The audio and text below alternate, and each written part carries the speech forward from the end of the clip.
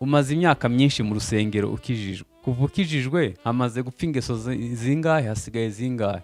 Waje ufite ingeso mbi zingahe? Hano Abagalatiya 5:19 Pawulo yavuze ingeso 16 za kamere.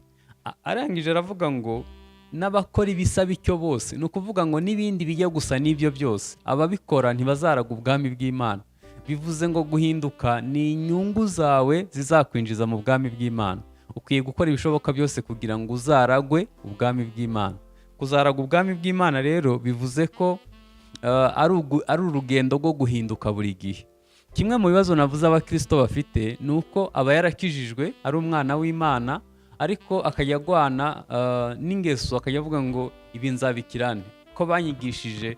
Rimwe na rimwe mu nsengero hari ubwo batwigisha ubwere busa nkaho buri mu kirere, bakakubwira kwera ariko batakubwiye ukuntu uzabigeraho. Ngewe umunsi naje kukubwira ko guhinduka ku ngeso birashoboka. Guhinduka ku ngeso birashoboka, kandi ndakubwira uruhare ukwiye kugira ngo uhinduke cyangwa se utsinde ingeso za kamere. Hano nagira ngo dutekereze ko guhinduka bishoboka. Niba umuntu yakizwa agakomeza gukora ibyo kandi akijijwe, agakiza akaba gasa nkaho ntaco kamaze. Ariko gukizwa no guhinduka birashoboka. Yesu yakubatura, Yesu yagukiza, ugakora ubushake bw'Imana. Nagira ngo dusome Abagalatiya 5 umurongo wa 19.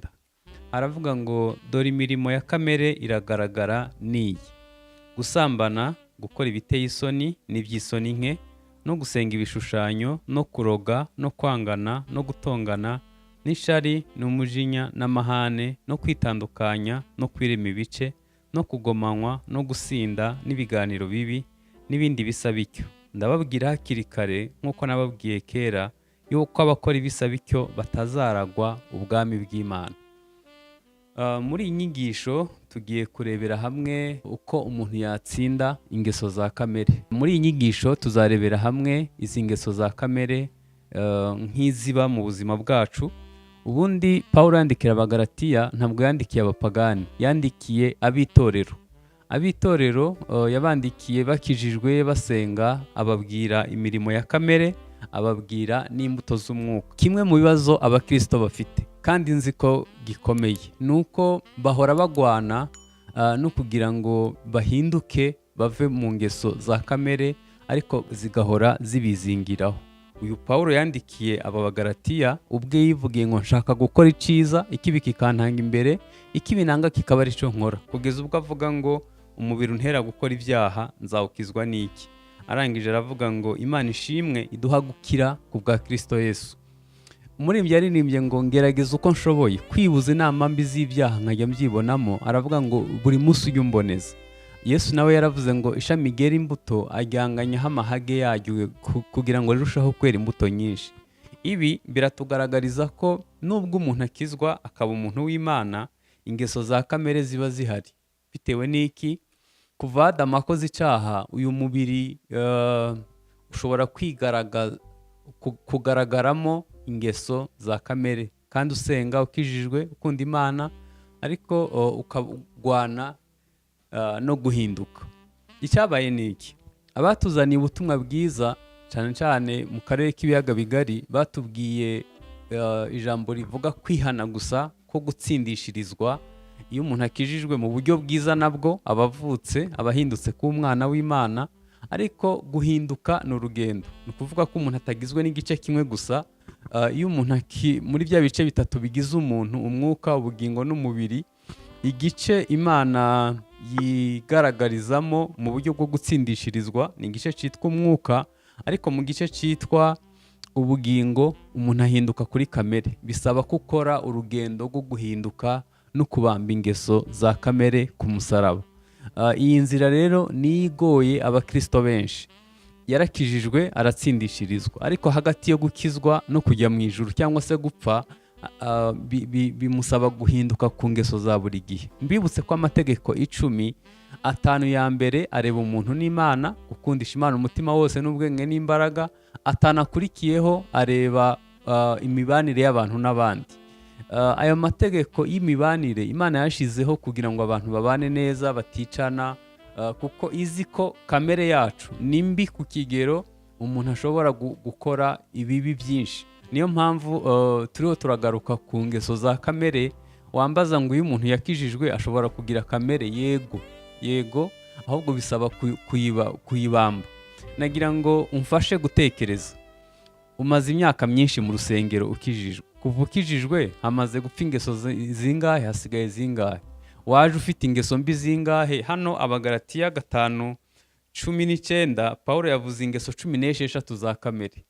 Arangije aravuga ngo n'abakora ibisa bityo bose, ni ukuvuga ngo n'ibindi bijya gusa n'ibyo byose, ababikora ntibazaraga ubwami bw'Imana. Bivuze ngo guhinduka ni inyungu zawe zizakwinjiza mu bwami bw'Imana. Ukwiye gukora ibishoboka byose kugira ngo uzaragwe ubwami bw'Imana. Kuzaragwa ubwami bw'Imana rero bivuze ko ari urugendo rwo guhinduka buri gihe.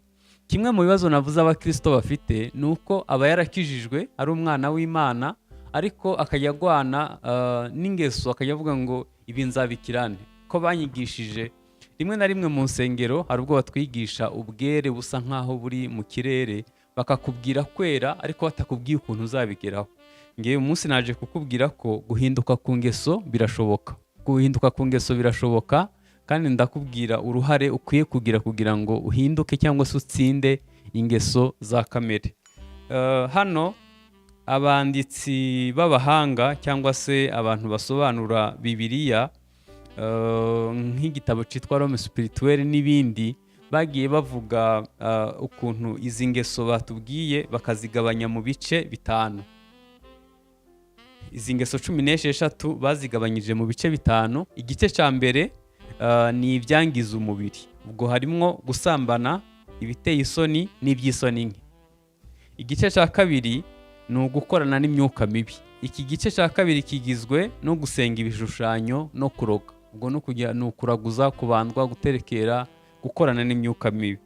Igice cya gatatu ni ibibazo byo mu maraso cyangwa se ingeso zo mu maraso. Harimo kwangana, gutongana, ishari, umujinya n'amahane. Hanyuma igice cya kane harimo kwirema ibice, harimo kwitandukanya, kwirema ibice no kugomanwa.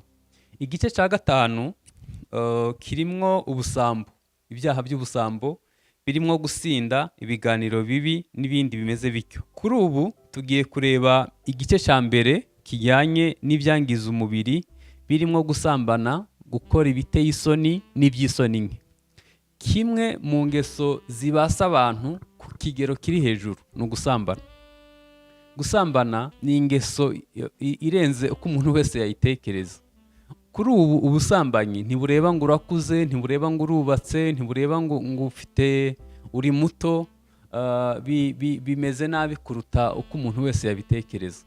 Ntabwo ndi bubashe kwinjira mu mibare y'uburyo ibi byaha bimeze, ariko nagira ngo mbanze nkubwire impamvu abakristo benshi bagendana ibibazo, rimwe na rimwe bakagwa mu byaha by'ubusambanyi. Yego barakijijwe, ni abana b'Imana, ariko ntibamenye ko iki kibazo gishobora kubabaho bakijijwe. Wambwira ati ngewe ndi umugabo, ndubatse, mfite umugore nkunda n'abana, cyangwa se mfite umugabo wanjye ndamukunda, sinamuca inyuma. Yewe ntekereza ko ukwiye kwitonda, kuko ntangira nababwiye ko Pawulo yandikiye abakristo, ntabwo yandikiye abapagani. Abagalatiya bari bakijijwe, ariko abandikira ingeso za kamere n'imbuto z'umwuka. Ubwo yababwira ibyo bagomba kwirinda naho bagomba kuba maso. Kubera iki? Uyu mubiri w'icyaha Satani ashobora kwigaragariza muri wo, kandi usenga ukijijwe, bitewe n'iki? Ntiwamenye aho ukwiriye guhinduka. Ntabwo wamenye uko batsinda ingeso za kamere. Ntiwamenye uko ukwiye gutera intambwe no gusa na Kristo Yesu. Ejo ukazisanga mu bintu utari uzi ko byashoboka. Umuntu akavuga ati ngewe sinabikoze nkiri umukobwa, ni gute nshobora guca inyuma umugabo wanjye kandi nubatse? Ni gute nshobora gutinyuka guca inyuma umugore wanjye kandi nubatse? Ntabwo ibi byaha ari ibyaha by'ubusambanyi, ntabwo ari ibyaha by'abasore gusa, n'abubatse ingo barabikora. Hari igihe umuntu yishuka akibwira ngo ninshaka bizaba birangiye, ntabwo nzongera gukora iki cyaha, cyangwa se ntabwo nakigwamo. Yewe nutaba amaso umenye ko mu mubiri, hano mu Abagalatiya 5:19 yandikiye abagalatiya ababwira ingeso za kamere. Iya mbere ayita gusambana. Umenye ko ni bezwe, ni icyifuzo kidakugwaho nuko usenze iminsi 40. Ni icyifuzo umubiri ushobora kugwanya igihe icyo ari cyo cyose utabaye maso, ukisanga muri izi ntege nke. Pawulo yandikiye abagalatiya ababwira kuri izi ngeso, ababwira ko bakwiye guhinduka cyangwa se kubamba izi ngeso za kamere, kuko ku murongo wa 24 haravuga ngo aba Kristo Yesu babambanye kamere n'iruba n'irari byabyo, niba tubeshwaho n'umwuka tuyobogwe nawo. Aha byari bishatse kuvuga ko igihe cyose utabamba ingeso zawe ku musaraba uzabyisangamo kandi ukijijwe. Reka mbahe urugero, mbabwire nk'impamvu nk'eshanu zishobora gutuma ugwa mu cyaha cy'ubusambanyi kandi usenga. Impamvu ya mbere ni uko biri muri kamere. Muri kamere y'abantu harimo kurarikira. Iyo umuntu ashatse bigera igihe akararikira n'abatashatse, akumva yasambana n'abandi, akararikira abantu. Kandi kurarikira uwo mudahuje igitsina ni ibintu biri normale ku muntu, ahubwo icyo ukurikizaho, ndavuga intambwe yindi utera, niyo ishobora kukujyana mu cyaha, hanyuma ugashiduka waguye mu cyaha cy'ubusambanyi. Biri muri kamere, kandi iyo kamere hari abantu bazi ko iyo umuntu akijwe kamere ihita ipfa ikagenda burundu, bisaba guhora uyibamba. Niko Pawulo yabwiye abagalatiya, aba Kristo Yesu babambanye irari n'iruba. Igihe utize kubamba irari ryawe rya kamere, ejo uzisanga wakoze ibyangwa n'amaso y'Uwiteka. Ukwiye kumenya ko biri muri kamere yawe. Iyo biri muri kamere yawe rero usabwa kwirinda, hanyuma ako gatima karehareha ukakabamba ku musaraba. Rimwe na rimwe hari umuntu akubwira ngo ngiye byarananiye, mpora nikinisha, byarananiye, ndararikira, byarananiye, mpora ngwa muri iki cyaha. Ibyo byakunaniye, ni byiza kumenya, wiga kubamba ingeso zawe ku musaraba, ukabwira umubiri ngo hoya simbikora.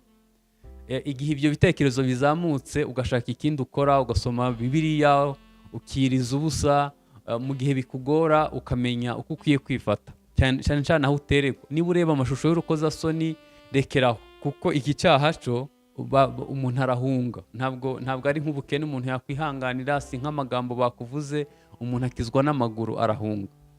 Hanyuma indi mpamvu ya kabiri ishobora gutuma umuntu agwa mu cyaha cy'ubusambanyi kandi asenga, navuze ko iya mbere ari kamere. Impamvu ya kabiri ni amaraso. Bibiliya ihamya ko iyo umuntu asambanye rimwe bishobora gufata imyaka 1000 kugira ngo uwo muvumo uve mu muryango, kiretse iyo ugiye muri Kristo Yesu neza, kuko muri Kristo Yesu niho dukirira imivumo yose. Ariko igihe cyose utihishe muri Kristo uzagwa muri ibi bishuko. Biba ari amaraso. Ukabona sogokuru yashatse abagore 4, papa washaka 6, nawe ukabona urototera kugwa muri ibyo bintu kandi ukijijwe usenga. Cyangwa se mu muryango wanyu bose bashaka barabyaye abana, baba ari abahungu cyangwa abakobwa, ndavuga abakobwa babyara inda zidateganyijwe. Iyo urebye imibare y'abakobwa babyara inda zidateganyijwe, biteye ubwoba mu gihugu, biteye ubwoba cyane. Byinshi biva ku muvumo w'ubusambanyi. No mu miryango yabo akenshi hari abantu baba baragize ibibazo bimeze bityo. Icya gatatu, hari igihe abantu basambana kubera ibikomere. Iyo utabonye urukundo rwa papa uri umukobwa, akenshi ukundana n'abahungu utagamije ikintu kibi, ushaka uwakuzuza aho hantu, uwakubera papa, uwakuzuza ya vide, akaguha affection. Bitangira ari gushaka care, bitangira ushaka wumva.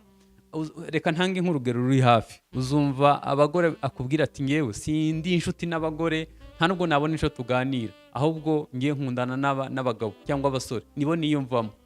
Nk'uko abasore nabo ashobora kuba yiyumva nk'abakobwa, akaba ari bo b'inshuti kuruta abo kuba inshuti n'abahungu bagenzi be.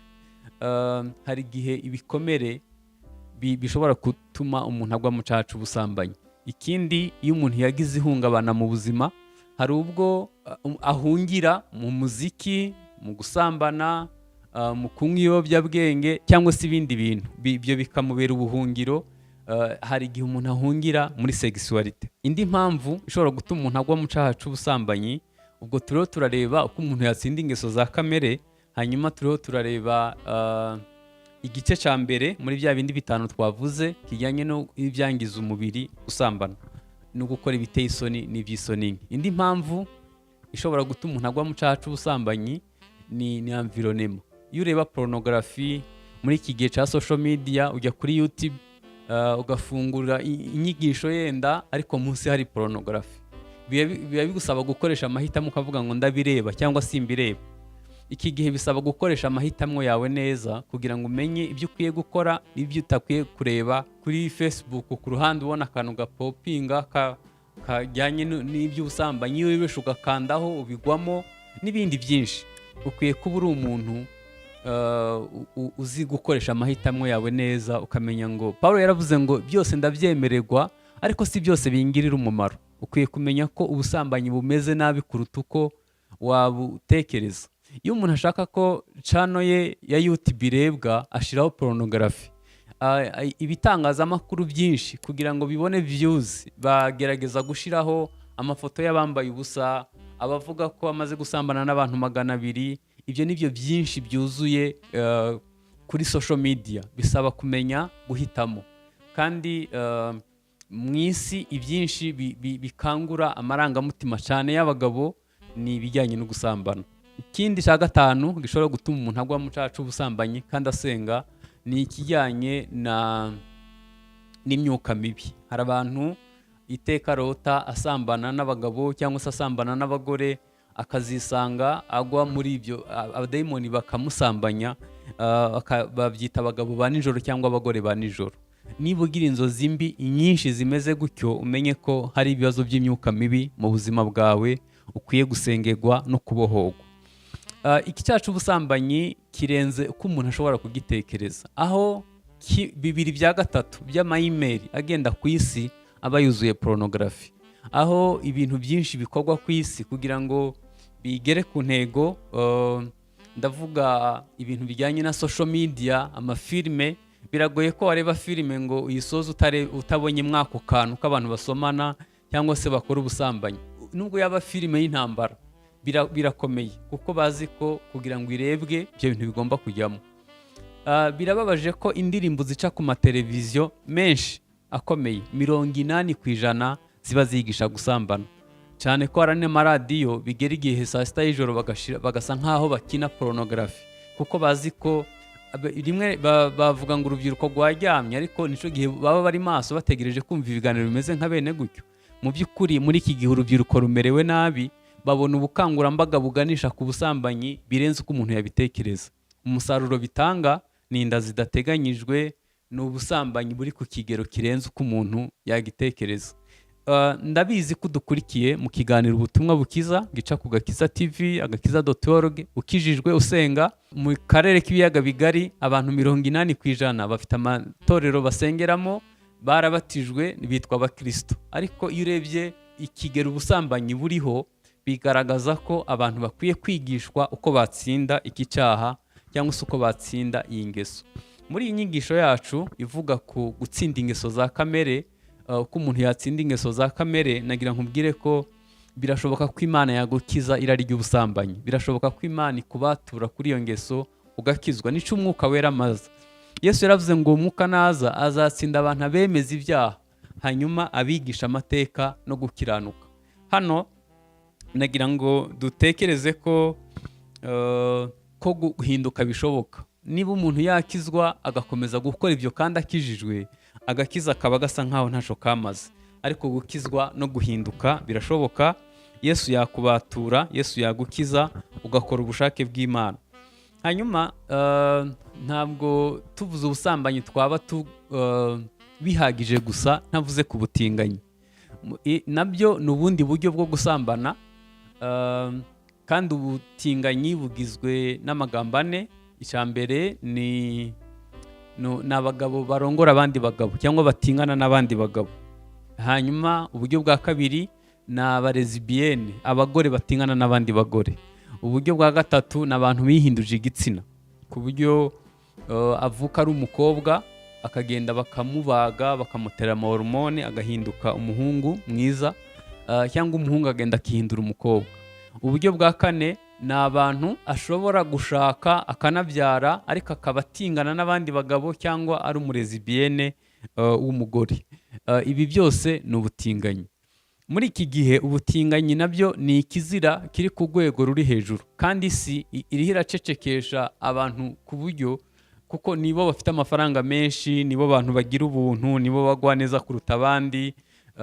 Ibitangazamakuru byinshi byo ku isi bafite imigabane iri hejuru.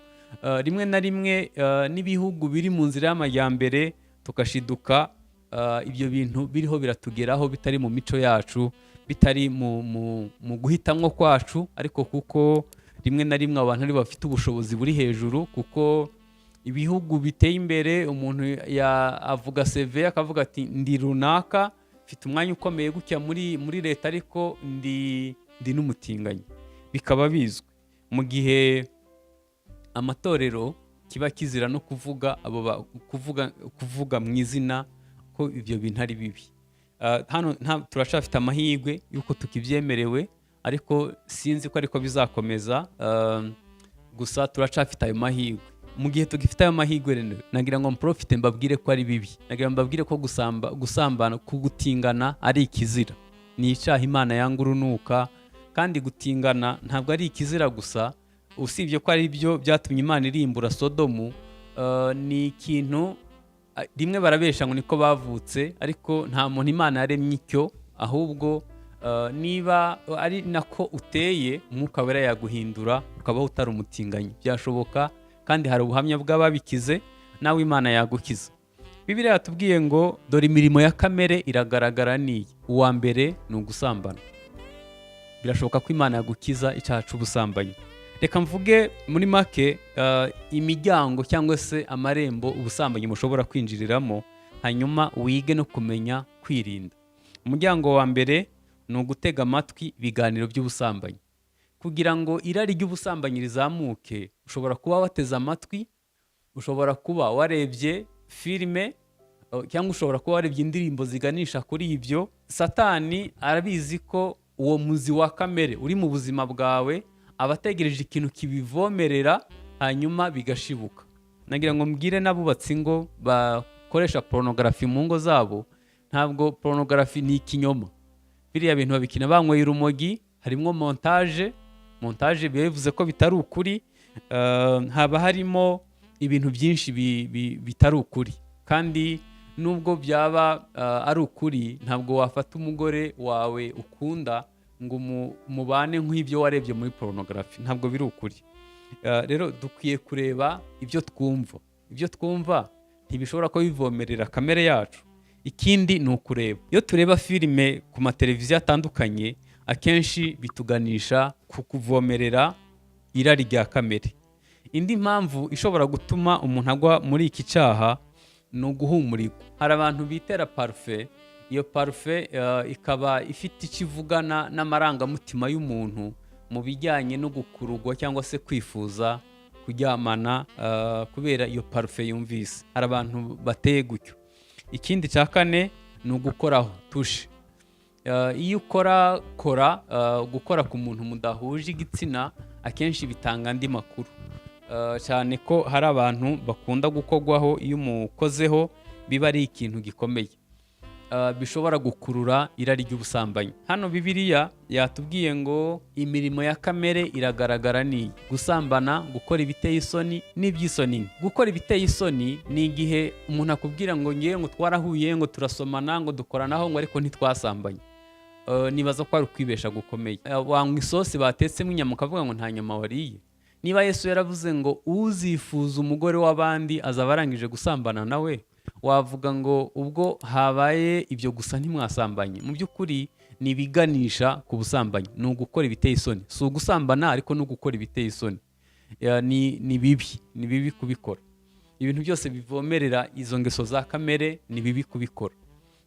Muri iki gihe abantu benshi bagira imyumvire imeze gutyo, cyangwa akakubwira ngo ubwo yikinisha gusa ntaco bitwaye, ntamenye ko nabyo ari bibi, byangiza umubiri.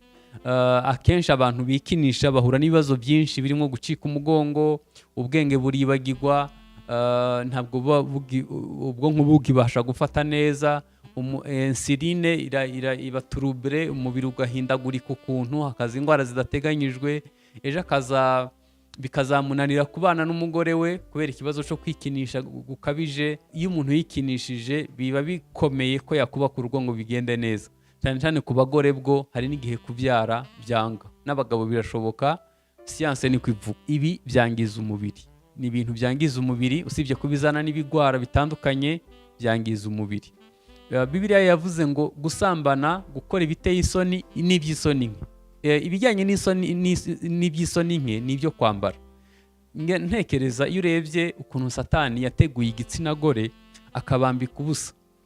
Mu by'ukuri abantu muzabona bagenda mu mujyi baratinyutse akambara hafi ubusa, ukibaza imyambaro nka bene iyo yambara ngo bigende bite?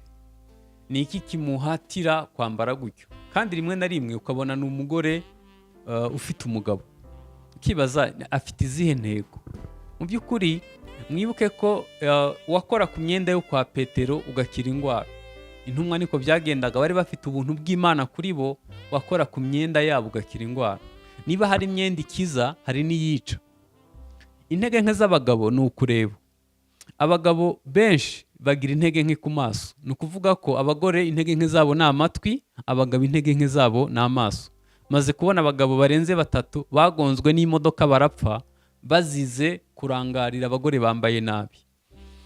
Nujya muri garderobe kwambara, usibye n'uburokore, ujye wibaza ngo iyi myenda nambaye abana banjye nibabona amafoto mu myaka nka 40 iri imbere bazatekereza ko nari muzima, cyangwa se wowe igihe uzaba ufite imyaka y'ubukuru nuhindukira ukareba amafoto wa posting uzatekereza ko byari bimeze bite mu mutwe.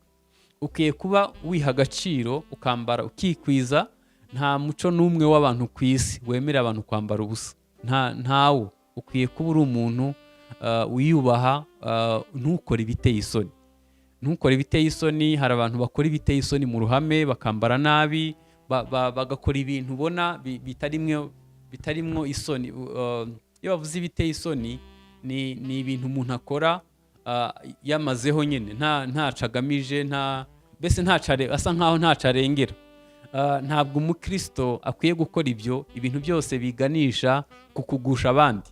Yesu yaravuze ngo uzagusha umwe muri abo bato, icyaba cyiza ni uko bamuhambira urusyo ku ijosi bakamumanura mu nyanja. Cya kabiri, muri bya bice 5 twabonye muri izi ngeso 16 za kamere, twariho turareba ibyangiza umubiri, gusambana, gukora ibiteye isoni n'iby'isoni nke. Abantu benshi baguye muri ibi byaha mu by'ukuri bagarukanye ibikomere bitabarika, ariko nagira nkubwire ko Imana yakubabarira. Birashoboka ko mubimazemo igihe, Imana yakubabarira, yakubohora, yakwakira, yagukiza n'umuvumo uramutse winjiye muri Kristo Yesu neza.